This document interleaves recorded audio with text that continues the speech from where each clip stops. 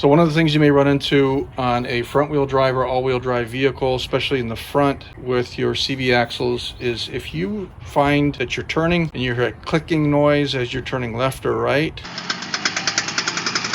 It's not always 100%, but the chances are you've got a CV axle that's on its way out.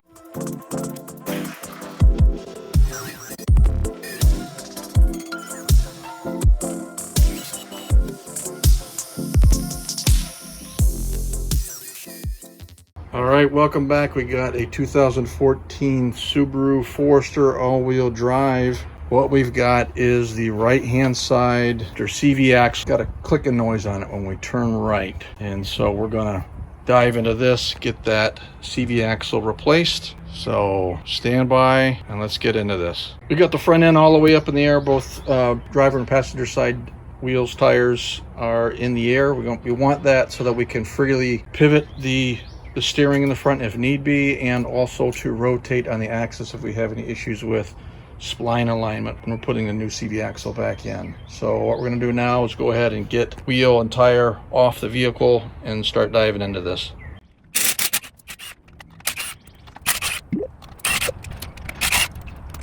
Three-quarter inch is what was used to hit those lug nuts. And that's the bolt right there. You got to be sure you get it. If it's not marked, remark it. So here's what we're talking about here. On the bottom of this strut assembly right here, you see this little white dot.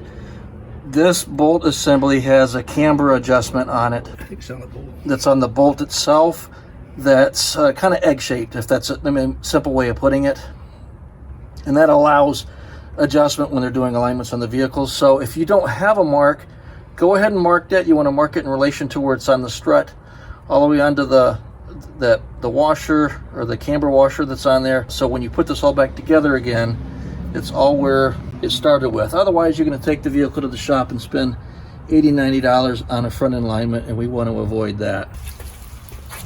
What we're going to do now is we're going to get the brake assembly off so that we can get the rotor off. I'll show you the bolts that are in there. There's two of them. There's one up top here, one down beneath here. You want something when you get this loose to kind of hang it off out of the way. Let me show you what we're after here real quick. We've got a bolt there, and then you've got another one right down there. Those are 17s. The unfortunate thing is up here is that bottom strut assembly. If you had maybe a short with a universal, you could get at that. We're going to try to get that 17 loose with a close-in wrench.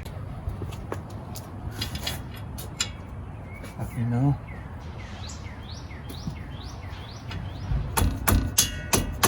Oh, that's nice.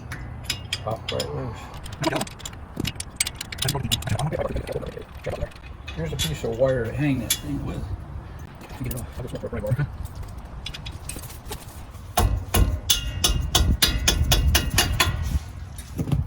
Now we could probably use a socket on this one here, but the impact I've got, it's going to be too big to get back up in here. It'll be all jammed up against the lower control arm. That whole assembly right there.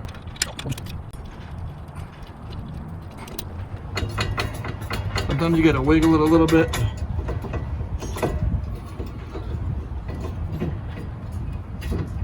Get the pressure off of it so it's not, because it's going to want to rest down there on that. Set those two guys off to the same. They're the same size, not a different length, which is typical, but it's just FYI. All right, all we're going to do right now is we're going to use a little pry bar just to kind of open up the brake pads a little bit. Kind of rock it back and forth. Okay, we just use a little wire. Get there, just pull that rotor off. Set it out of the way where it's not going to bug you. All right, so we're going to get this axle nut off here, but if you can see, it's been crimped or punched into this little notch here in the axle. So we just want to get something in there to kind of pry that up. So you just want to get underneath there, kind of lift up on it, and we'll get that nut off.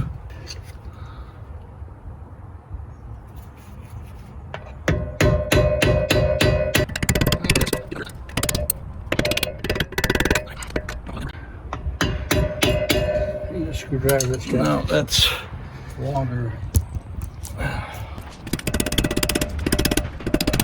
pop underneath here.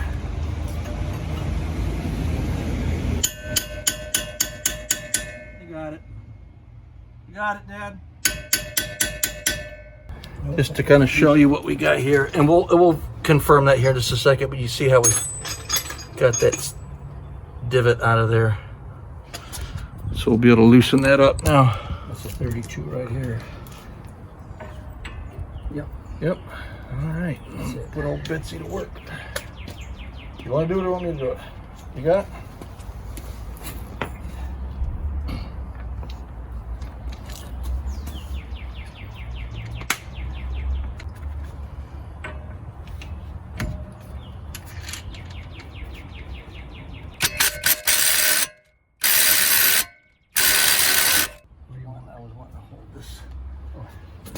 Oh, you got it. It's, what do I know? All right, cool. You're supposed to replace that. You could just get a screwdriver in there and pop this loose, and then you'd have quite a bit of slack there. This speed sensor cable that you have here.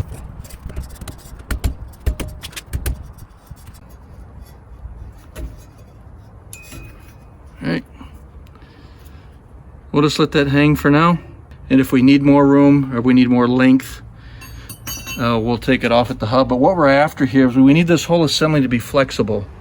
It needs to be able to kind of pivot down because we need that room on that CV axle when we're pulling it out. Just think of that generally speaking. There's probably about 10 different ways to do this. Maybe at 18, 19. It's a 19. That's 19 there. Okay, so let me find a 9. So we got a 19 at least on the bolt side. Both sides are 19. Both are 19, okay. My back side here.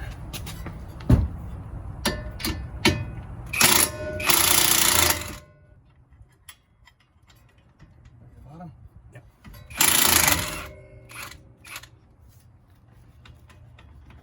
Still need me to go. Now we're loose. Okay. I mean, can you finger? Okay. Bumping with it. Those are what we just took loose there.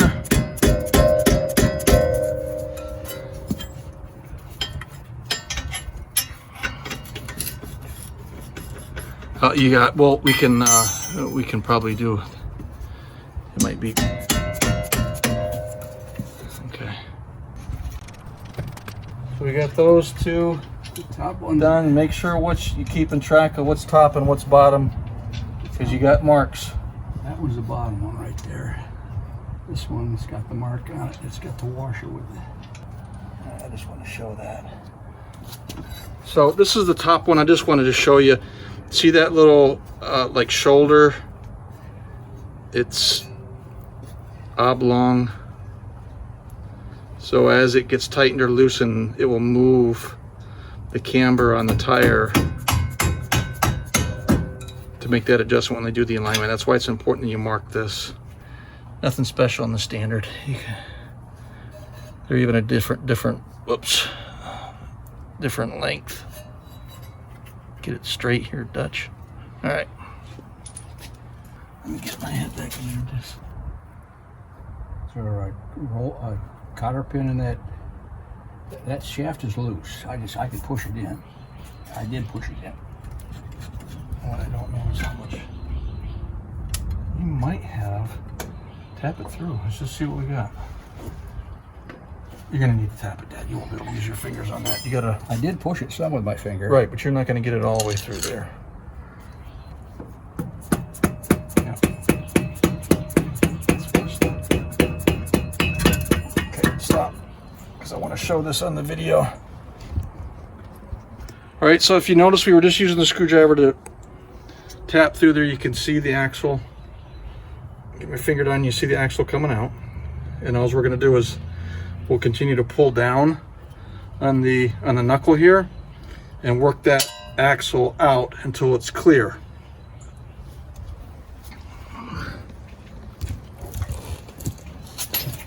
see if I can get this down a little bit.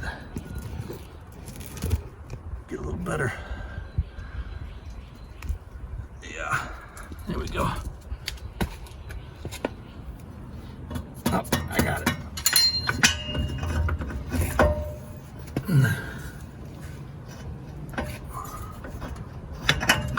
Alright, there we go. Alright, we're loose, we're out. Now, what we've got, bring the camera around here. What we've got is, if you try to get a good, that's fine. You follow this axle straight up inside there, all the way back where my finger goes. It goes all the way up in there, and we're gonna have to get under there with a pry bar and just pop it out. There's a little, like a little C-clip on the end of that inside the transfer case, and it's not super strong, but you are going to need a pry bar to just kind of get on the back side of that, one of the housings as part of that CV axle half shaft, to pop it out. But we'll show that here in a second. But I just wanted to give you an overview of what we're getting ready to do here. So we're going to go ahead, this speed sensor cable, there's no tension on it, but we just want to be safe. We're actually going to go up here and loosen it, this little bracket assembly period, to give it a little more wiggle room. So that was a 12 up there. That guy right there that was mounting that speed sensor up on that bracket, that's a 12, not a 10. All right, so I'm two-handing it underneath there, but do you see where that green part, that's part of the half shaft that's going up to that kind of that pleated looking piece of the transfer case. But we want to get in between those two, kind of that dark slit area, and that's where we're going to pop that CV axle loose. Definitely want to get your car up in the air a little bit more, but we've got, just give yourself a little bit of working room. But I'm not going to be able to show this just because I'm kind of close. I've got my nose almost into the frame of the vehicle, and trying to video it and all that's just not going to work. That's what you're after up there. That little slit in between those two spots. Get a pry bar in there, just kind of gently pop that axle towards the outside of the vehicle. All right, so just real quick here. When you're underneath and you're gonna pop that loose, you can see the pry bar I used down there. Don't use constant pressure. You want to kind of use a sharp pop, but make sure you've got where that pry bar's in is a good leverage point. You don't want to be kind of halfway on the tip. You know, get in a good meaty area as best you can. There's a lot of junk up in there, but you don't want to just push and like muscle it off. You want to give kind of some sharp pops like that, and one or two of those and it should come loose.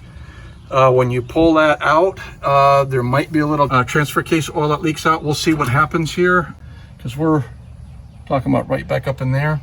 So we'll go ahead and pull this out. Yeah, up there where that light's shining, that's where we popped from underneath, a little spliney area coming back. So let's go ahead and pull it out. Yeah. Okay, I gotta let this go. Yeah, that's fine. All right, that's fine. Not coming. Give it some twist. You can twist it a little bit. It's still. No. Well, hold on. It's loose, but we're going to give it another little pop with the pry bar. I'm going to go back underneath there. Okay, we're out. I did not have to do anything on the bottom. I had camera problems again with my phone. So when that half shaft, if it's kind of resting down, you know, it's resting down, you got some force that's kind of, it's not straight in line as you're pulling it out, you'll have a little bit of a pinch up inside there. Let's get a light on there just so you can kind of see.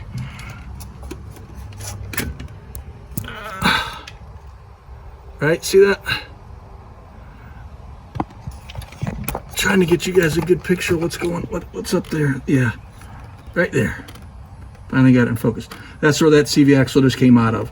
So that could be a little bit of a pinch, but even if you kind of like pop it and get it loose, when you're bringing the axle out, try to kind of level it out as much as you can. You know, level it out. Don't let it be bent down here, and then you're trying to pull straight. It'll pinch a little bit up in there. So I literally got laid down on the ground, got one hand up here, one hand up in there, kind of got everything level, and I was able to just kind of shimmy it, rotate it a little bit, and get it out. And then what I want to show you is what's holding that in there. It's a little, like a little C-clip. It's this guy right here. Not a lot. And that's really all that's when you're popping it loose. That's what you're popping loose up inside the transfer case. And it smells like transfer case fluid. All right, so let's get reset. We've got the new one we're getting out of the bag. You get this at Rock Auto? Yeah. A Rock Auto special. All right, that's what we used. This was for NCV 66009. This was for the right-hand side for this vehicle. That's the number, SB 8079. Oh, sorry. SB 8079 is the actual number. But anyways, you got all the information here in the video. Was that a like a mid-grade, low-grade, El Cheapo, or what'd you get, Dad? This was mid, I think. Okay, mid. Yeah, because Rock Auto lets you get anything. It wasn't from the heavy duty, in case you're doing whole shots at the grocery store. Okay, well, I don't think you're doing whole shot. At least I don't. At least Mom doesn't know you're doing whole Mom's shots. not doing whole shots. Or maybe Mom is the one doing the whole shots. Anyhow, she's been known for that in the past. Line up, look good.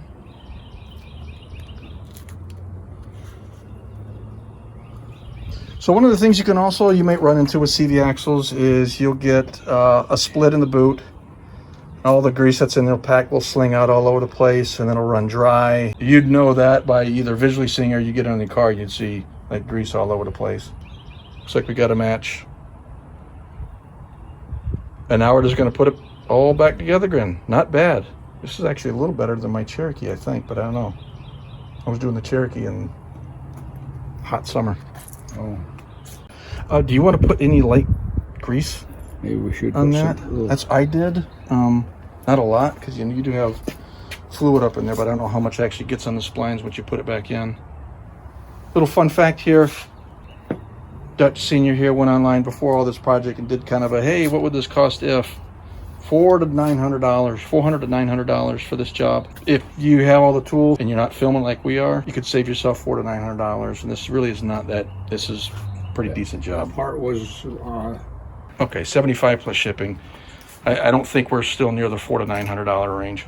And you get the satisfaction of doing the job yourself. That's the icing on the cake as far as I'm concerned. You know you did it. You learned something. We're gonna get just a light coat of heavy duty grease on the splines. Very, very light coat. You don't want to cake it up on there, okay? Just a light coat, basically for reassembly. And then we're gonna feed it back in and reassemble everything. All right, when we put this back in, it's just, it's an easy thing to do. I'm gonna bring the camera over here, get a little closer so you can kind of get maybe a better sense of what's going on. You're not gonna see everything. And when you're feeding it in there, when you get it set up in there, it's going to be a very gentle pop as it goes in.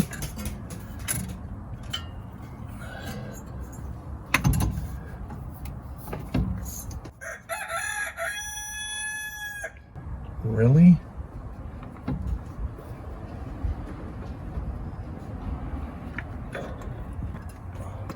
Huh. Let's pull it back out.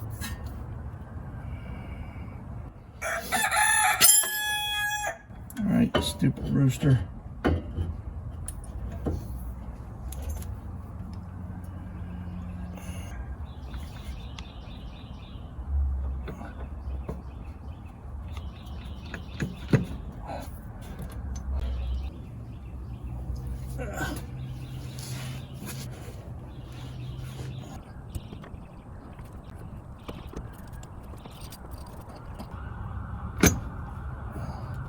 Was that it? No. No? There we go. There we go. That sounded like it. Does it look like it's all the way in? You gotta put it in there. Well, Gotta get the nut off. You gotta mean it. I think I was playing patty cakes with that freaking thing. What a loser. All right. Get out of here. So again, you're not gonna be able to see a whole lot of that on film, but when you you're working that back in there, you're going to want some of the pressure so it's not going to bind, and then you got to give it a couple of pops, because it'll feel like it kind of starts and then it may feel a little bindy. That's why you want, like in our case, you want to get both wheels up so you can rotate that axle if need be. If you don't do that, if you just put up the driver's side or the passenger side, whatever side you're working on, you're just gonna, I think you're gonna create more headache for yourself. So allow yourself to be able to free spin that axle. Little light grease on the splines. We'll feed that new CV axle into the wheel hub. You have a torque spec on that wheel nut, Dan? No, I don't. We'll get you a torque spec. The torque spec will either be, we'll pop that up on the screen here, or we'll have it in the description. Same thing with the brake assembly. What'd you do, Dan? You hit your head on something? I want my head on that right there. And then the strut bolts, strut assembly bolts here. Fight that brake assembly back there, Dan. Hold on. There you go. There you go. Watch that boot. Don't cut the boot on that. This guy here. I got this tight. You got it? I don't. There you go. All right. There we go. Awesome.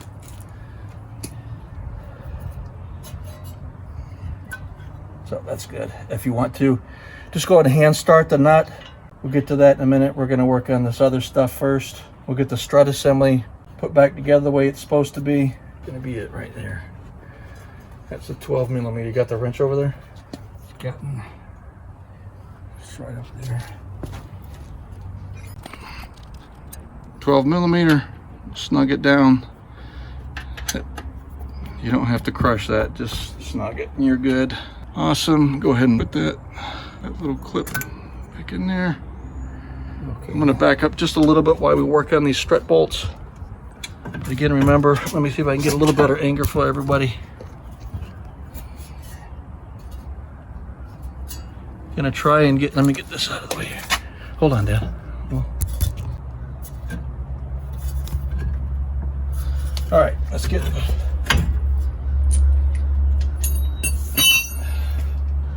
Bottom.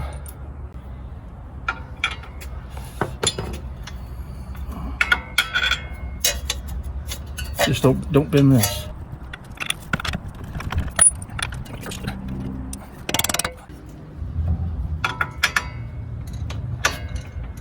Can you lift up? That's what's the problem. There was no washer on this one. Huh? There's no washer on this one. Okay. The top one had a no washer. And then this one we want to make sure we put the blue has to go with the blue. Yep. And venting as well. So I take your, where's my light? This is 19, right? Yep.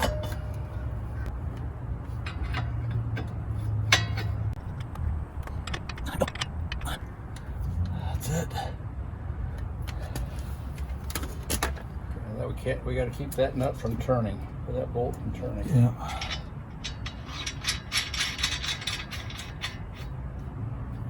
So probably what we should do is, let me use a ratchet, not the impact.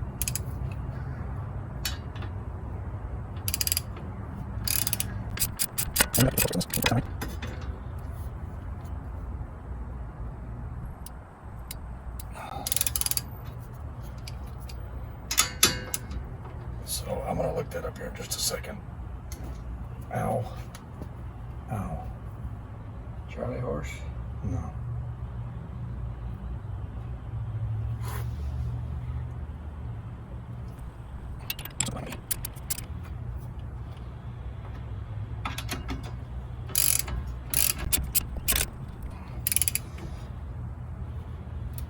All right, let's see if we can find the torque specs on that.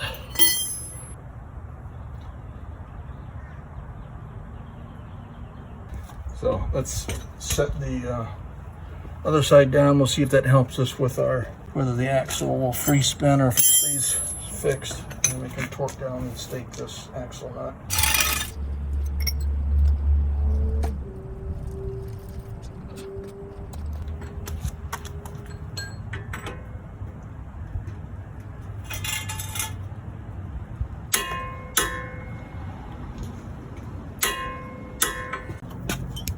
All we're going to do at this point here is we know we've got to come in and we've got to crimp that outside of that nut into that groove there.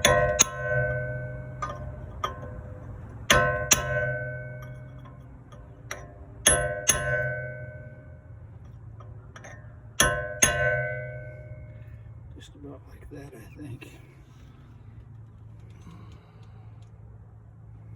All right, we got the brake, the rotor's gonna go on, and then the brake assembly.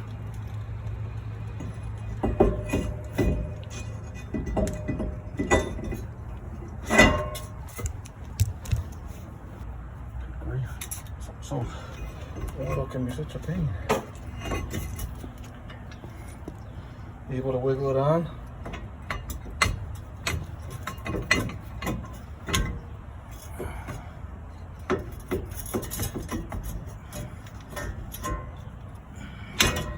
There we go.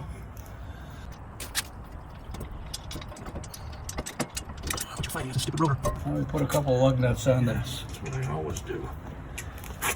Even the freaking rotor, if it will even go in far enough.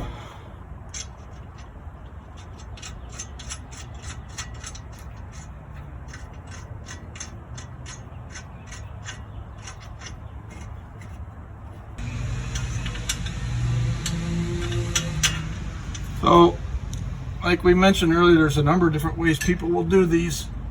Take this apart. I just watched a part of the video you got where someone actually loosened up the lower control arm and did the remove and replace that way. I think they took the tie rod off and that gave them enough movement.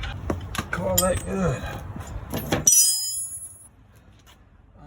If I were you, I would do a once over on the dust shield there just to make sure that it's pushed back, that we didn't accidentally grab it some way and bend it. Otherwise you're going to have a Rotate the tire to see about that, or how do I can? No, I would just get a screwdriver, flat tip screwdriver. I'd come in here and I would just Push it back. Just push it back in places it looks like it's close. Yep. All we're doing right now is the you've got what's the dust shield. Sometimes you hear it called a back plate. Right here, you'll have a tendency to grab that when you're working on it, and if you bend it, fold it in close to that rotor, sometimes it can be enough that when you get everything back together again, you go down the road and you'll get this kind of this sandpapery sound coming from the rubbing between that backing plate / dust shield and your rotor. So it's a good idea just to go through it and kind of make sure everything's clear, move back.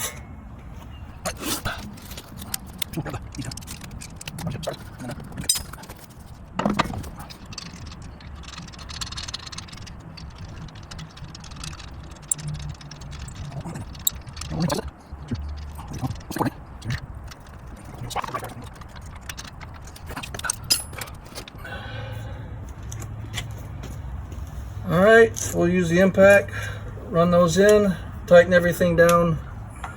It's important to take it for a ride after you get done. Make sure you've actually fixed the problem and that you certainly haven't created another problem.